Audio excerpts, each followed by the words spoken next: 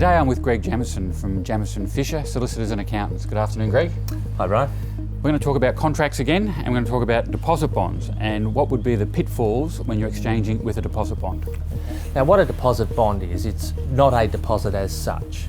It's an insurance policy that a financial institution will say that on completion they will honour the deposit. Should the property be rescinded, then the vendor would be able to make a claim on that deposit bond for the full 10%.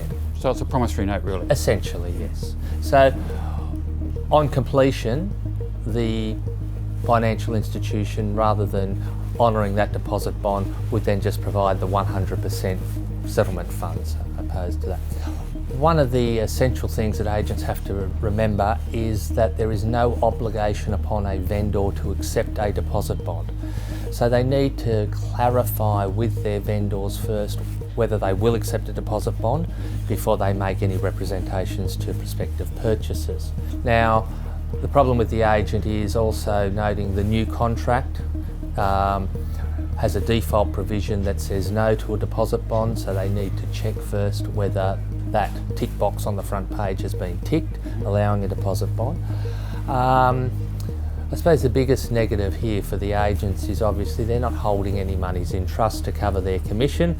So when we get to settlement, the poor old agent is going to be just like any other normal creditor. They're going to have to issue a statement of claim under the Property Stock and Business Agents Act, setting out what their commission entitlement is, and trust that the solicitors will make provision for them on settlement.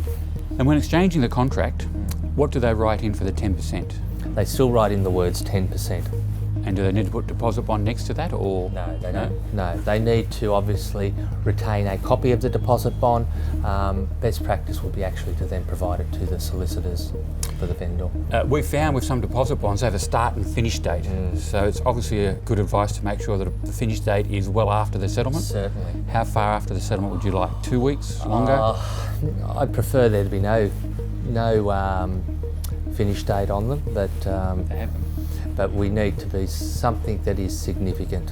Okay. And best practice, I think, would be at least a month. And with the deposit bond, it has the person's name on it.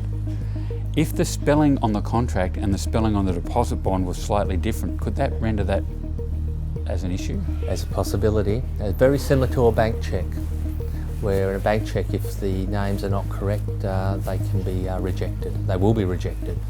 So again, best practice for the agent is when they receive the deposit bond, they need to check it thoroughly to ensure that it's compliant and has the correct spelling of all the parties. If not, they reject it. And don't do the exchange? No. Well, thank you very much, Greg. I think that helps a lot of us about deposit bonds. Thanks, Brad.